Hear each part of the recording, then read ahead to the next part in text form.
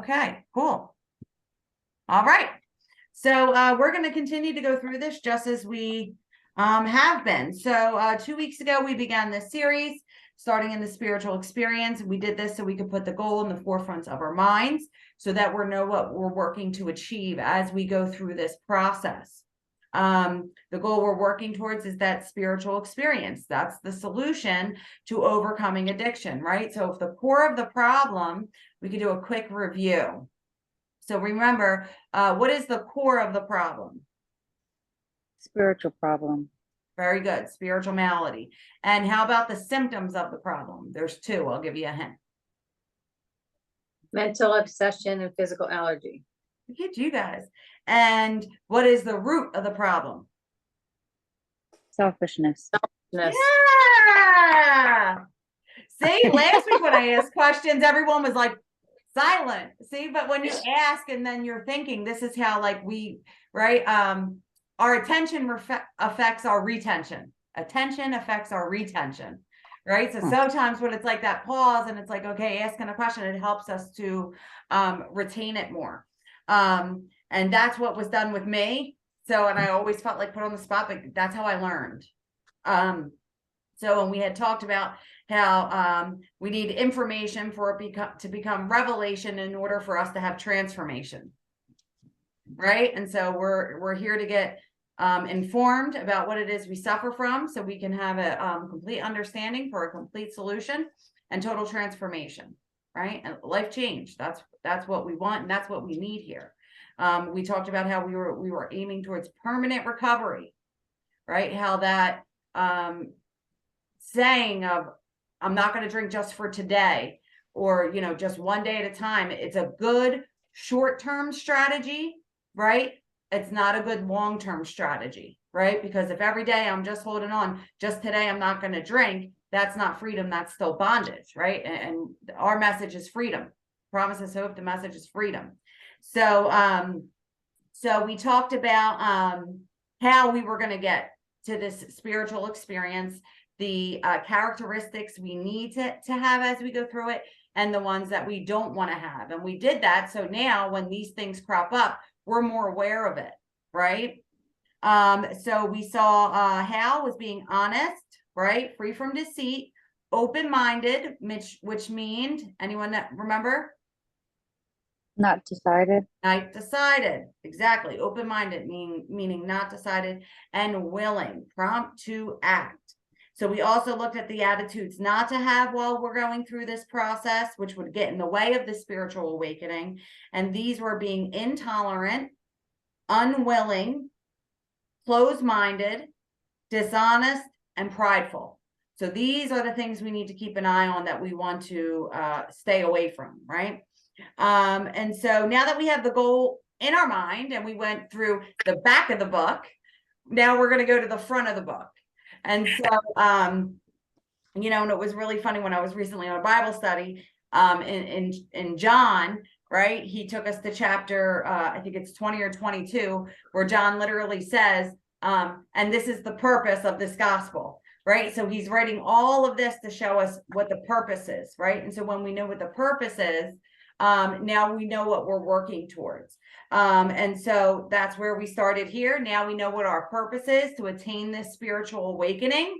And so just as when a business starts a business, the first thing they do, they don't even open the doors yet. They develop what's called a mission statement, right? And the goals, and that's essentially what the goals of the business are, right? So they start with the mission statement, the end, right? And then what do? Then they make all of their goals based on how to attain the mission.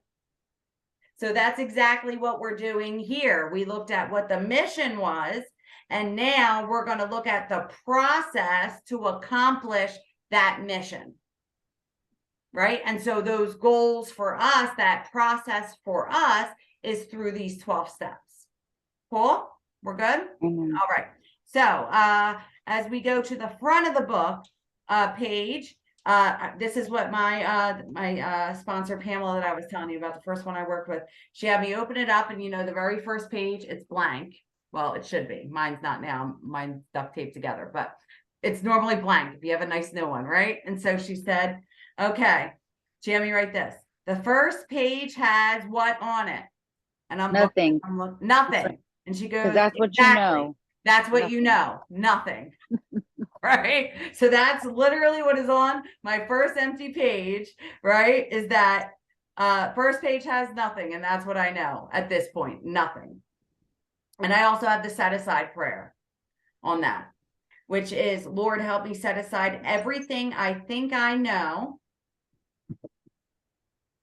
And again, if you want me to repeat things, you know what I mean? Feel free to ask, and I'm happy to give it back. We're on a platform now where it's, you know, more small groups. So I'll repeat those. If you want definitions, just speak up. Feel free, right? So that set aside prayer is this: Lord, help me set aside everything I think I know about recovery, the big book, AA, and especially about you, God, so that I might have a new experience. Can you say it again? Mhm. Lord, help me set aside everything I think I know about recovery, the big book, AA, and especially about you, God, so that I might have a new experience. Thank you. Yep. And now the definition of new is this: never before experienced. So maybe if you're like me and you're not a first time winner, right? My old experience didn't work. So I needed to be open-minded, which means what? Not decided, right? That I don't know everything, right? And I need to have a new one. Why? Because that old one didn't work, right? So maybe I still had some old belief systems that were in the way. Right? It's not just resentment all the time that's number one offender. Absolutely, we need to get rid of resentment, because resentment turns into bitterness, right? And bitterness is going to block me from the presence of God, right? And what it becomes, it's like a cancer in our spirits, bitterness, right? And so it's resentment turns into bitterness and it becomes a cancer, right? But I just lost my train of thought there. Where was I just at right before that, guys? Sorry. About the bitterness. And so sometimes it's not just resentment that can take us out, or resentment that can block us off from God's spirit, right? But it can also be our old ideas and old belief systems, right? And so when I got to step 2, and I had gone through the steps quite a few times before, right? And so it was, okay, if, you know, I'm saying who God is, like, what are your beliefs around God? Who do you think God is? And I never even had been asked that before. So I never even gave it a thought. And when I wrote down who I thought God was, I wasn't even aware that the God I had in mind was a very angry and punishing God. I had actually, and this is very common, put the face of my father as the face of God, not realizing it, right? I was always, I didn't have a good relationship with my father growing up, right? He was angry a lot, and it was like I was afraid to come to him, and I didn't even realize that was the face I had put on God, where I was like afraid to come to him. So I didn't even know I thought that and had that belief system, and no wonder why I was feeling like I couldn't get to God, because in fact I had resented God, and I didn't even know that. So I got to also do an investigation of what my belief systems are. Right? What's my belief systems? What do I believe about me? Right? Because you know what we believe more of? Not what other people say about us, but what we say about ourselves.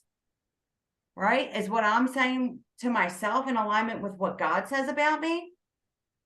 Right? And so I had some of these old ideas and these old belief systems that I didn't even know that I had, and I was wondering why I was staying stuck. Right? Because it was some of my old ideas and belief systems that had been, in fact, blocking me. So this is where we need to set everything aside, and we need to do a thorough investigation so that I can have a thorough transformation. We're not going to have any transformation without investigation. Cool? So that's what this new experience is, right? Because my old experience, I kept relapsing, right? And a lot of these things, like I missed, like I just no one had ever showed me, no one had ever asked me, well, what do I believe about me? Right?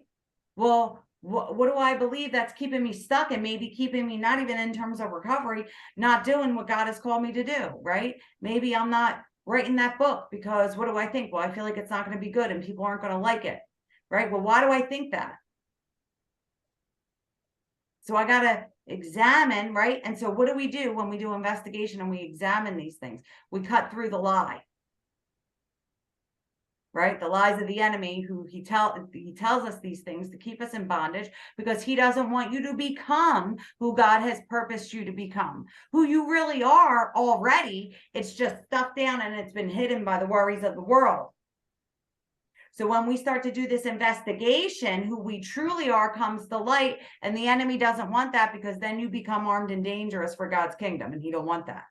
So we got to do a thorough investigation of who do I think I am? What are my belief systems about me? Right? That might be keeping me stuck. And I don't even know why I can't elevate to this next level, this place I want to get to. And it's because sometimes it's my belief systems that are holding me back. Right? So this is where we need to have that new experience. So we flip over to that new page. And it says Alcoholics Anonymous. We go to that next page.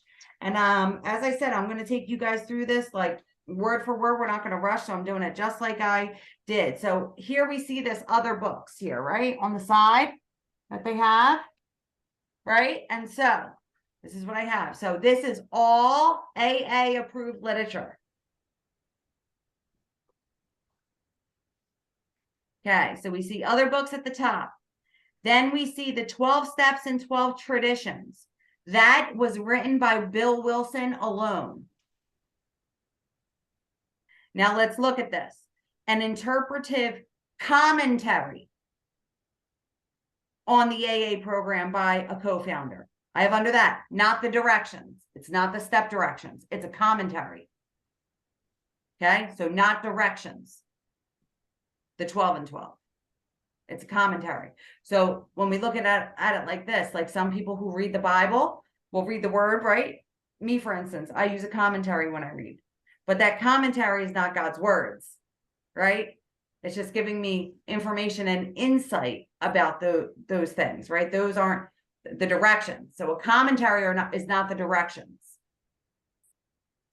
Helpful, useful, but not my directions. Cool.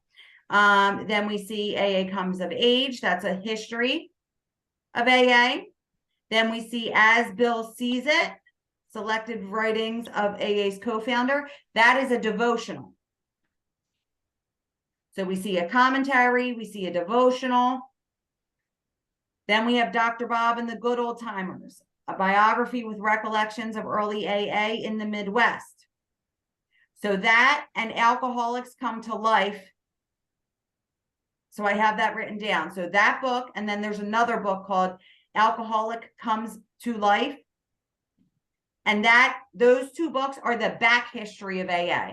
So if you want to learn more about the back history of AA, those are the two books you want to look at. Pass It On, that's Bill W.'s life story and how AA reached the world. Then we have Daily Reflections, a book of reflections by AA members and for AA members. So there we have another kind of devotional. Experience, Strength, and Hope, stories from the first 3 editions of Alcoholics Anonymous. That book right there has the original stories in it in the back of the book. So that one has the original stories. So we'll get to, I'll save it for when we get into the forewords of why some of that has changed. Then we have the booklets, Came to Believe, Spiritual Experience of 75 AAs. We have the Living Sober, Practical Suggestions, heard at meetings. Since we're keeping it real and being authentic on this thing. Some stuff that could be good in that book, yeah. Do I like it? No. You'll hear some things in there that like just quirk my spirit. like, we just don't drink no matter what. It's actually like completely opposite of what the big book directions say, that I don't have a choice. The truth is I will drink no matter what. So we see some things like that in there, which can be, again, very helpful, right? And especially for a what? Short-term strategy when I first get sober, not good long-term. Okay. If my foundation is built on something that's missing some pieces and aren't accurate, that can give me a faulty foundation. Right? If I go around and I'm thinking, oh, I just won't drink no matter what, I'm good. But I don't know that I can't actually do that. I'm going to find myself drunk again going, how did this happen? I thought I was going to not do it no matter what. And then what happens? Then we're just sitting there in condemnation, thinking we're some terrible people, making bad choices, not understanding that we're actually sick people who had lost the ability to choose. Right? So then we see the AA in prison, inmate to inmate, former grapevine articles by people who found AA in prison. So at the bottom of this, I have here, so this is all approved literature, but only the AA big book are the directions, which are not suggestions, right? We saw just in a couple of the things in the end of the book, how many musts and have tos. That's not suggesting, right? It suggests you pull your cord when you jump out of the plane for your parachute to go off. But if I don't, I'm going to die, right? Okay, so now we move over to our cover page here. I can lift it like this because mine's out of my book. But okay, so let me know when you guys are good and we'll go there. We're all good. All right, so Alcoholics Anonymous, the story how many thousands of men and women have been recovering? Recovered. Remember, we also read permanent recovery? Not one day at a time, permanent recovery. That's what we want. That's what I want. Right? So, I'm going to give you that definition. I know we have it in the back, but so you have it here again. I have it here. So recovered. Definition. Returned to normal state of health, mind, and strength.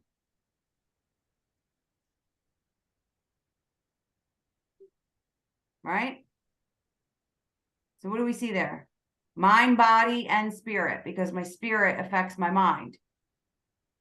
We see that. So, and what do we know we have? A threefold disease. Mind, body, and spirit. Right? Physical allergy is our body. Mind is the mental obsession. Spiritual malady is the spirit. So I had always thought of recovered as like my body. I didn't even realize to be recovered is like my mind and my spirit as well. Okay, so right, so have recovered from alcoholism. Next to that, that's the first promise in the big book.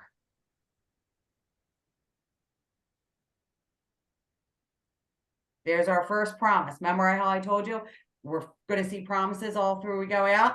So that's our first promise. We can be recovered. What?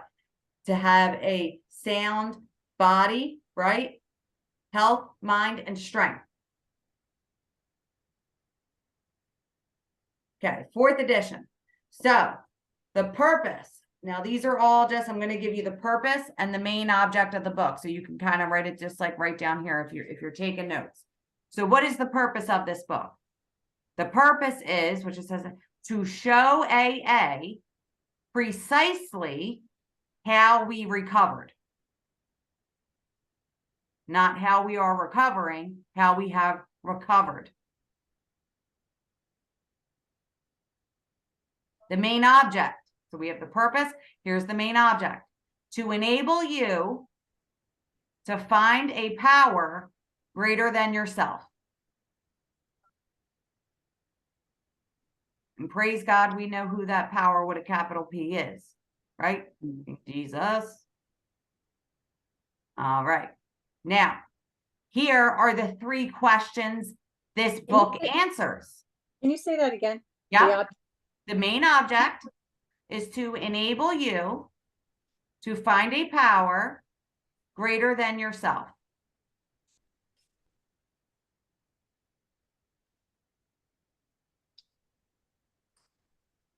The 3 questions the book answers.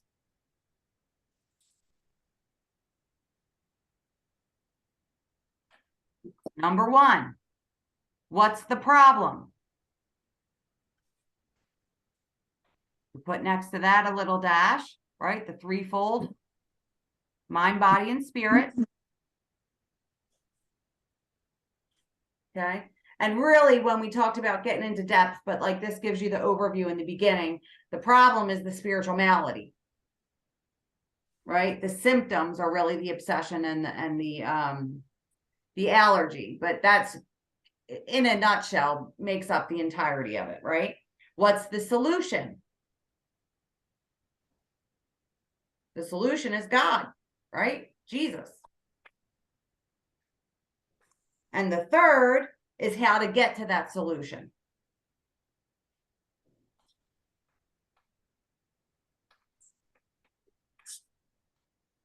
And then you could put a little dash next to that, which is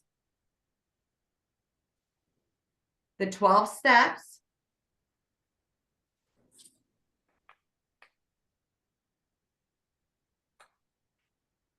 to get rid of what's blocking you from God.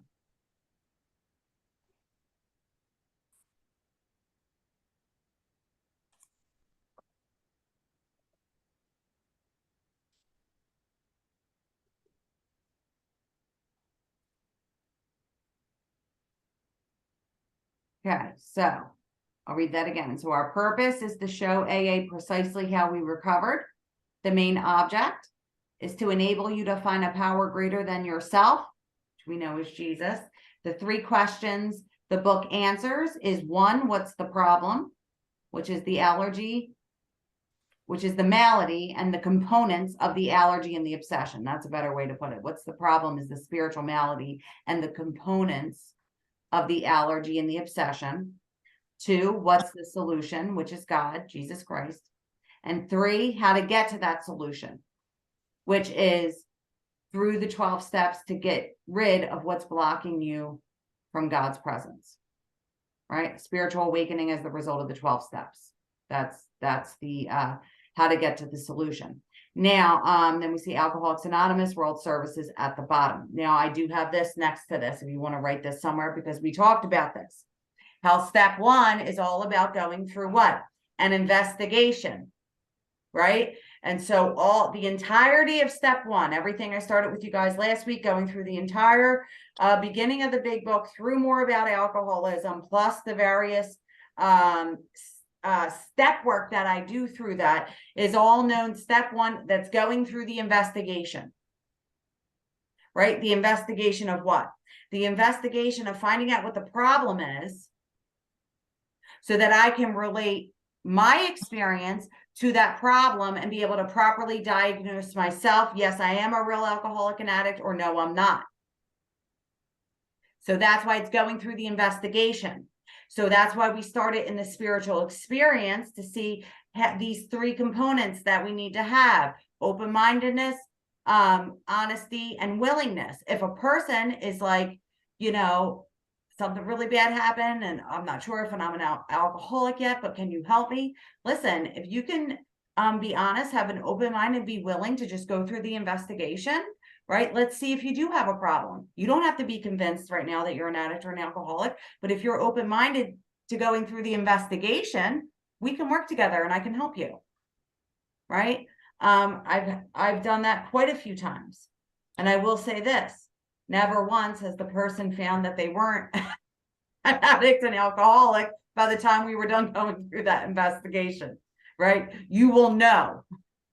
And you need to know, because if I don't know that I know that I know, right, and truly understand this disease, I'll have what? We talked about this last week, a reservation. Mhm. So knowledge of the disease is going to break through the denial of the problem. So we got to break through the denial of the problem, right? And when I understand the disease, I can no longer deny the fact that I can or cannot control and enjoy my drinking and my using. So you can write at the bottom. So I have this. If you go to the doctor, first he has to investigate what the problem is, and I'll give this slower, to give the proper remedy. Right? You don't just call and they say, oh, this is it. This is what you think you need. Okay, here's a script. No, you got to go to the doctor and he's got to investigate, right? Give you an exam, investigate what the problem is so he can get you the proper remedy. So the same for us. We got to understand what our problem is so that we can get the proper remedy. So I'll repeat that if you want to write that. So this is the beginning of the investigation of step 1. If you go to a doctor, first he has to investigate what the problem is,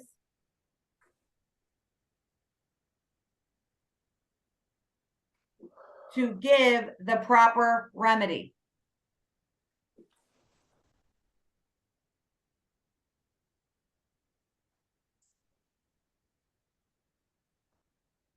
So if you go to the doctor, first he has to investigate what the problem is to get the proper remedy. So this is, we're starting our investigation into the disease to find out what addiction is, what alcoholism is, get a complete understanding of it. Then we're doing the step work to relate our experience to the new knowledge that we have about this disease so that we can diagnose ourselves. Yes, we are, or no, we are not. Cool? Mhm. Okay, now if you flip to the next page, we see the copyright at the top, the first, second, and third edition. We see the dates there, 1939 to 1955 was the first, the second was 55 to 74, the third was 76 to 2001, and the fourth is from 2001 to current. We have our personal stories in the back of the book.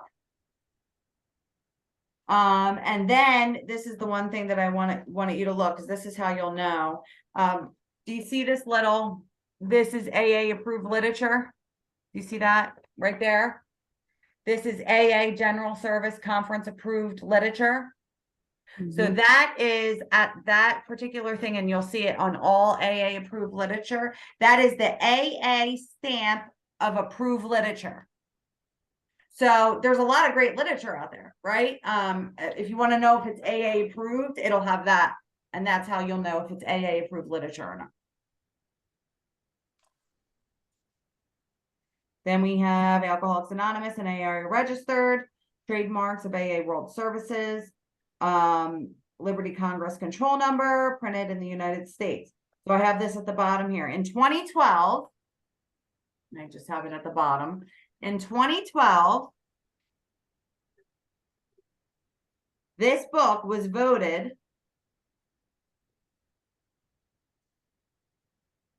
one of the most influential books in the world of all time. Pretty cool, huh?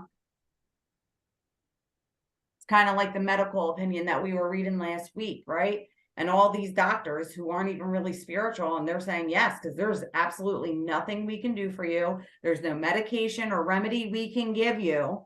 Your only hope, right, is to have this spiritual experience. All prominent doctors at that in the world at the time gave that diagnosis essentially. So, and it goes in, and we'll see a lot of this in here, and even in the doctor's opinion, where they say, no wonder why we accept and approved, and you can rely absolutely on what these people say about themselves. Why? Because it goes on to say in here, because it solved the age-old riddle of alcoholism. So that is why it's one of the most influential books of all time, because there's no medicine you can go get to cure this thing. Right? That's why the doctors are saying, yes, we approve it, because there's nothing we can do. Right? Hence, we see one of the most influential books in the world of all time. And I agree with that. I would say, Bible number one, and this is like, in close, not close second to the Bible, but, like really up there with the most influential. So we move over to the contents. Hi, Roseanne, welcome. Happy to Hi, have you thank you. on. So we move over to our contents page now. And at the top, so the first 164 is the program, which has depth and weight to change lives. The first 164 pages are the program that has the depth and the weight to change lives, right? That's what we're promoting here, right? And, in AA and in Chain Breakers Recovery, life change. You don't want to change, I'll probably get on your nerves. Right? This is about life change, right? This is about transformation.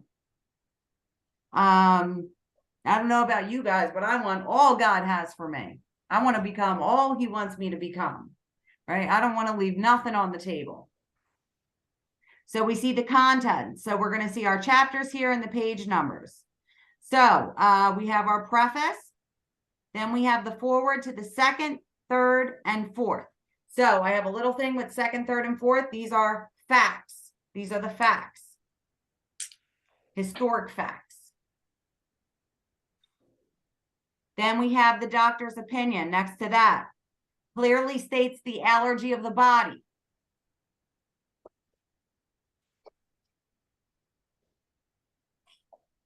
Bill's story. Dash, overdraft of all steps. Bill's story has an overdraft of all of the steps. Then we have there is a solution. Outlines the problem and the solution. Then we have, are you guys good? Am I going too fast? Yes. Okay, I'll go back. So doctor's opinion clearly states allergy of the body. Bill's story, overdraft of all the steps. There is a solution, outlines the problem and the solution. Then we have more about alcoholism. Again and again about the mental twist, which you can put in parentheses next to that. It's a part of the obsession of the mind. Say that again. More about alcoholism is again and again about the mental twist. It's also called the mental blank spot. It's the same thing. The blank spot and the twist is the same thing, which is a part of the obsession of the mind.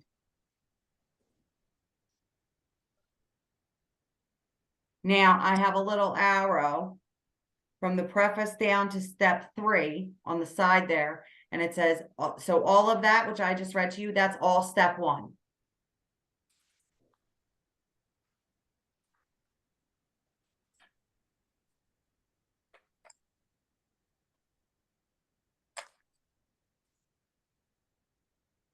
Okay. Chapter 4, we agnostics. Dash step 2.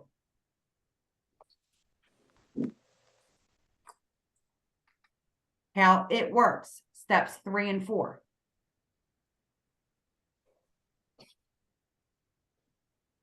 Into action is 5 through 11.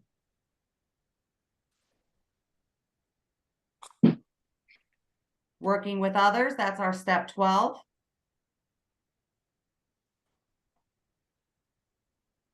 Okay, now to the wives, the family afterward, the employers, and a vision for you.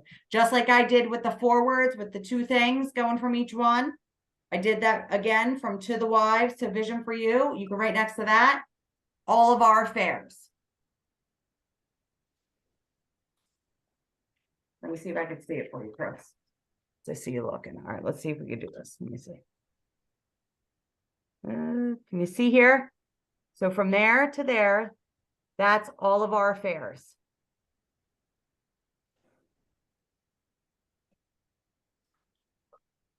Now, what's that? So we see working with others is step 12. We know that step 12 has a few components, right?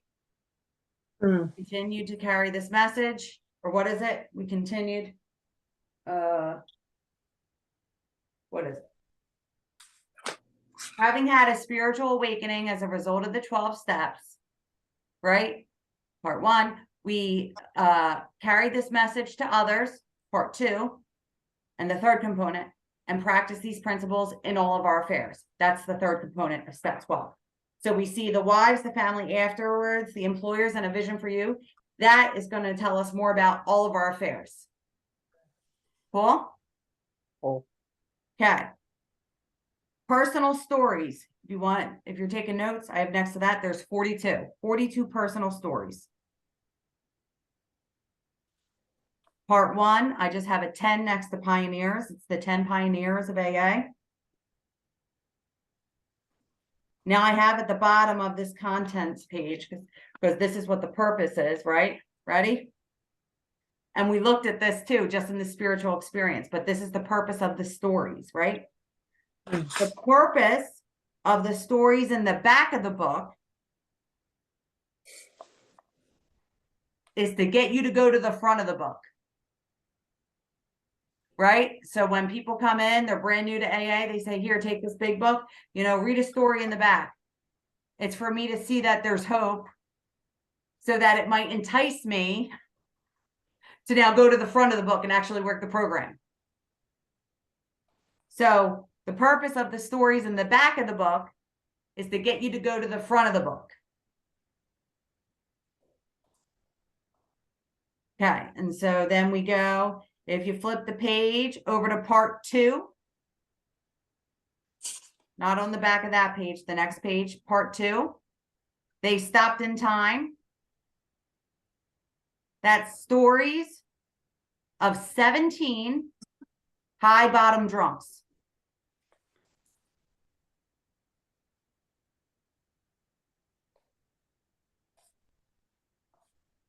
Yeah. Next.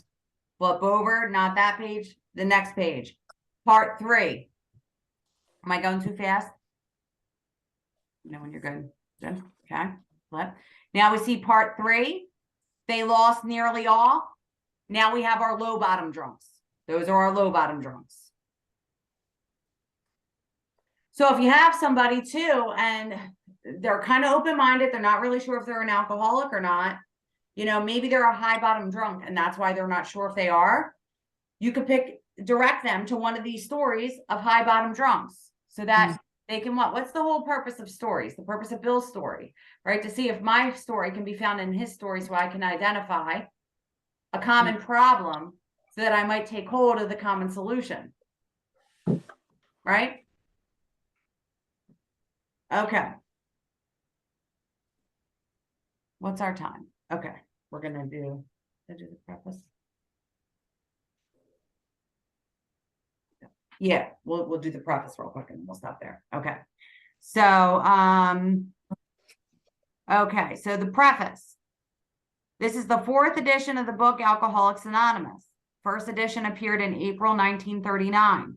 And in the following 16 years, more than 300,000 copies went into circulation. So let's see that. So in 16 years, look how many copies went into circulation, right? It's selling for a reason because it works, right? If it was just like people like, oh, AA doesn't really work. Well, guess what? All these people are not buying this book and spending their money just because let's see if we like it, right? It bears results and it bears fruit. So the second edition, published in 1955, reached a total of more than 1,150,500 copies. The third edition came off press in 1976, achieved a circulation of approximately 19,550,000. Did I say it right? I did? All right. Okay. In all formats, okay? This is what I like here. Because these meetings, This book. not these meetings, this book. That's where the directions, so I can have recovery and transformation are. Right? It's not meeting makers that make it. We need meetings. It's step makers that make it. Right? Meetings are meant to support me as I go through this 12-step process laid out in the book. That's where the program of recovery is. Okay. This book has become the basic text. Okay. This is what I have next to that. A textbook. Definition. Textbook, right? So it's a basic text. So a textbook is based on facts and meant to be studied. A textbook is based on facts and meant to be studied. There are clear and precise directions for learning in textbooks.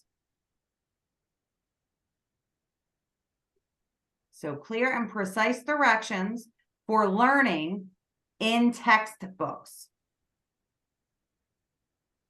Okay, so based on facts. So this is not a novel, right? I was told once when I asked someone for help, and this was when I was like young, kind of like first coming in. I was like 23 or 24. And the person they bought me a big book at the meeting, and they said, okay, now go home and read the first 164 pages and then call me when you're done. I didn't know what I was reading. I was like a couple days sober. I couldn't even comprehend a sentence. Okay. It's not meant to be read through like a novel. A textbook is meant to be studied, right? So this book is not supposed to just be read through, right? That's why I take my sponsees clearly through so we can learn, right? If you guys are anything like me, I got to hear things a lot before I totally retain it. You know, I got ADD bad for those of you. I need someone to help break it down and to teach it to me, right? And think about it when you go to college or school or whatever it is, right? Teachers are teaching you out of a textbook, right? That's meant for learning. Clear and precise directions, right? For learning in textbooks. What do we need to learn? I got to learn what I suffer from to gain understanding so I can gain the solution, right? Without understanding, it's not going to become revelation, which then won't become transformation. Cool? Cool. All right. So our society, let's see here.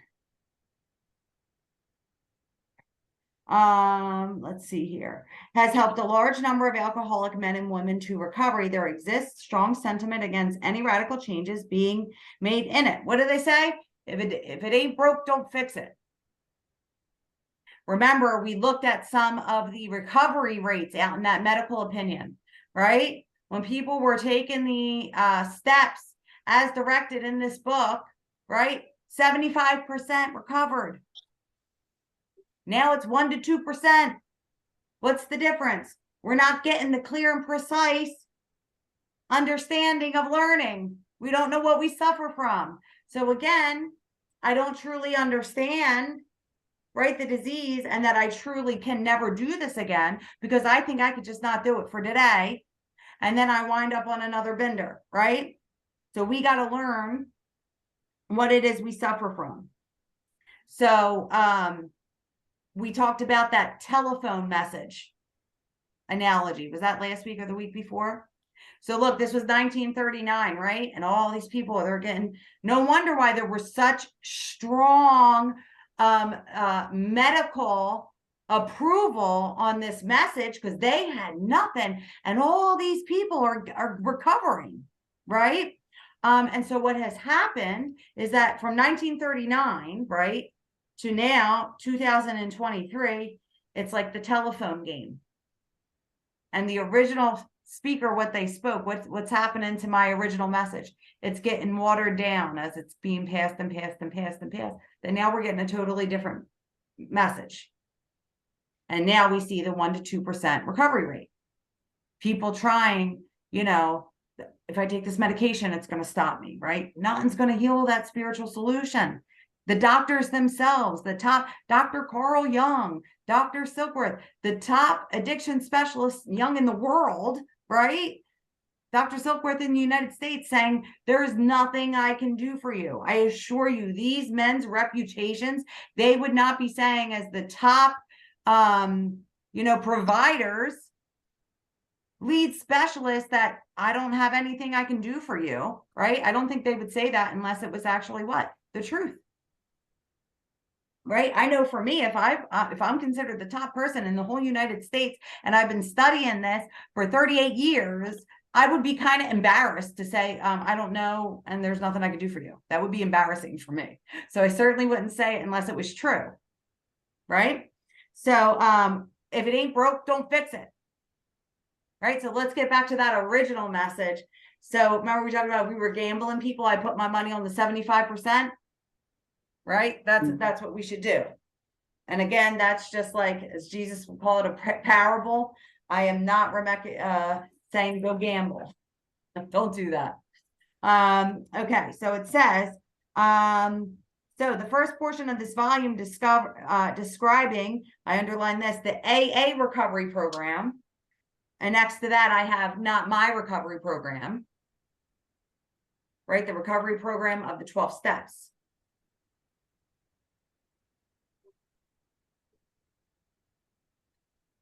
Has been made largely untouched in the course of its revisions made for the second, third, and fourth editions. The section called The Doctor's Opinion has been kept intact as it was originally written in 1939 by the late Dr. William D. Silkworth, our society's great medical benefactor. The second edition added the appendices, the 12 traditions, the directions for getting in touch with AA, but the chief change was in the section of personal stories, which was expanded to reflect the fellowship's growth. Bill's story, Dr. Bob's Nightmare, and one other personal history from the first edition were retained intact, right? These are our co-founders. So let's see here. Dr. Silkworth, I do have next to that, and we'll get into that more when we get into the doctor's opinion, but I do have written next to his name there in the above paragraph that Dr. Silkworth knew and recognized and said that people were like us were hopeless and beyond human aid. That was Dr. Silkworth's words. A couple times he calls us hopeless. I'm like, dude, okay, I got it the first time. How much you want to keep telling me, right? But he knew that people like us were beyond human aid. Now, next to that, fellowship's growth portion. This reflects fellowship changes, but not the steps.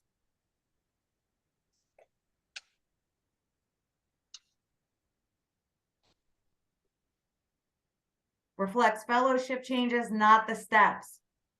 So as these stories change in the back, right? It's almost like, you guys know now, we read about, I think it's Bill's story or one of them where it talks about drinking bathtub gin, right? And that was like when Prohibition was going on. Like someone today, some young girl, let's say like, in her 20s or something like that. And okay, let me read one of these stories like they told me to see if I can put my story in their story and if this relates to me. And they're reading about bathtub gin, right? She's not really going to identify with that very much. So those stories just reflect fellowship changes so that people reading these stories to see, okay, is this for me too? Do I relate to these people? Can identify with that? I mean, now we see there weren't rehabs and stuff then, right? Detoxes. Now we see people 15, 16 times the treatment, right? And so you know, we're gonna see a reflection more of that today, right? And why do we see that again? It's like, you know, it's so sad. You know, we do H&I at Seabrook House. And the last time I went and did it, we go there twice a month. And I do our step one lesson where I share in depth on step one. And this kid came up to me. Dude, it was so sad. He wasn't like, probably like early 30s. And he was literally crying afterwards. And he said, I've been to rehab 16 times and I've never understood step one like that. Why did no one ever tell me? Like, that is sad. The amount of money you're paying in I didn't learn anything about step one. You know what I learned? Relapse prevention. What are you going to do if you want to drink? Right? Well, when we really learn about the disease and that mental twist component, there's times where we don't even make a conscientious decision to do it. And now we're doing it going, I don't know how this happened. So how am I supposed to have a relapse prevention plan then? And this is what people are being told. So then when they're going to rehab so many times, they just think they're a horrible person. When really they're not informed. Again, so we're waging war on unawareness. Right? And it's sad. It's really, really, really sad. So they're not getting the solution. So anyway, that's what the personal story change is, just to reflect the current fellowship as it is today. That's it. The first 164 is not changed, it's intact. If it ain't broke, don't fix it. Okay, I want to get through this tonight. So okay, so stories were written with new titles, 30 completely new ones added. The story section was divided into 3 parts under the same headings that are used now. In the 3rd edition, part 1, Pioneers of AA, was left unchanged. 9 of the stories in part 2, they stopped in time. Those were our high bottom drunks that we just saw. Were carried over from the 2nd edition. 8 new stories added. In part 3, they lost nearly all. There's our low bottom drunks. 8 stories were retained, 5 new ones added. The 4th edition includes the 12 concepts. That's on page 574. For world services, and revises 3 sections of personal stories as follow. 1 story added to part 1, 2 that originally appeared in 3 and repositioned there, 6 stories deleted. 6 of stories in part 2 carried over, 11 new ones added, 11 taken out. Part 3 now includes 12 stories, 8 were removed. All changes made over the years in the Big Book AA members' fond name for this volume have had the same purpose: to represent the current membership of Alcoholics Anonymous more accurately. So there you go. Thereby to reach more alcoholics. So if you have a drinking problem, we hope you may pause in reading one of the 42 personal stories and think, yes, that happened to me. Okay, I want you to take a look at what we're about to read right here. These are all statements made by an open-minded person. We got to be open-minded if we want to recover. So what does open-minded look like? Look at this person. Yes, that happened to me. Or more important, yes, I felt like that. Or most important, yes, I believe this program can work for me too. All right. I'll give you this little tip for free too. If you don't believe it'll happen, it never will. The only one who's got to believe it is you.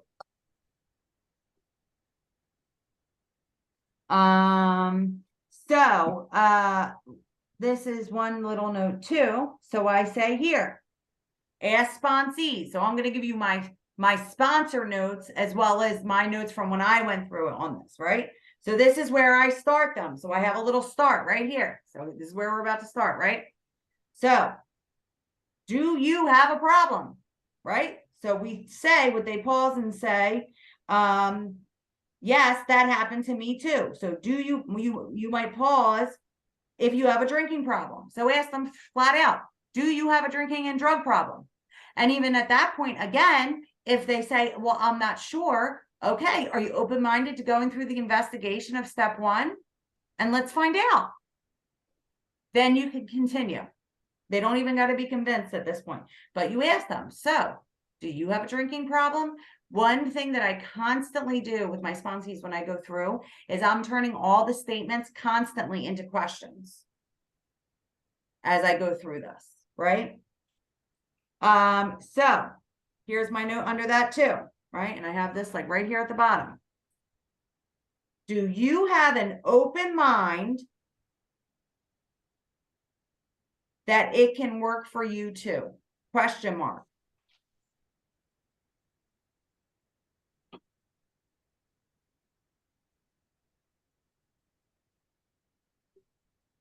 Then I have an open mind looks for similarities, not differences.